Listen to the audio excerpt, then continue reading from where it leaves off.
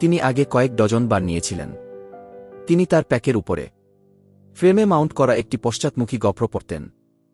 অভ্যাসের বাইরে তার পিছনের পথ রেকর্ড করতেন। হাইটটি ছিল অনিয়মিত। তিনি অস্বাভাবিক কিছুই দেখেননি, অস্বাভাবিক কিছু শোনেননি এবং হাঁটার পুরো দৈর্ঘ্যের জন্য অস্বাভাবিক কিছুই অনুভব করেননি। সেই রাতে বাড়ি ফিরে তিনি তার ল্যাপটপে ফুটেজটি টেনে নিয়েছিলেন এবং এটি দিয়ে ঘষেছিলেন। সে প্রায় মিস করেছিল। একটি বর গাছের কাণ্ডের আড়ালে আংশিকভাবে লুকিয়েছিল, একটি বিশাল আকৃতির অর্ধেক অংশের মধ্যে দাঁড়িয়েছিল, অর্ধেক গতির মধ্যে দৃশ্যমান। ট্রাঙ্কস তাকে নিচের দিকে হেঁটে যেতে দেখছে। এটা অনুসরণ করা হয়নি, এটা সোচ্চার হয়নি, এটা তার ওজন স্থানান্তরিত না।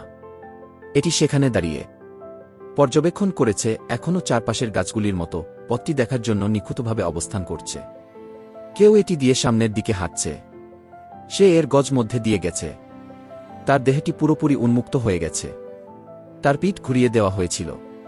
তার মনোযোগ ইঙ্গিত করা হয়েছিল এনকাউন্টারের পুরো সময়কালের জন্য ভুল দিকে, এবং চিত্রটি বেছে নিয়েছিল লুকিয়ে রাখা। সেই একক বিষ জড়িত না হওয়ার পছন্দ যে কোনো চার্জিং চিত্র বা আক্রমণাত্মক প্রদর্শনের চেয়ে বেশি বিরক্তিকর। এটা সচেতনতা বোঝায়। এটি সিদ্ধান্ত গ্রহণকে বোঝায়। এটা বোঝায় যে সেই গাছগুলিতে যা কিছু দাঁড়িয়েছিল তা ঠিক কি দেখছে তা বুঝতে পেরেছে, তার বিকল্পগুলি ওজন করেছে এবং সিদ্ধান্ত নিয়েছে আপাতত তাকে যেতে দেওয়া হবে।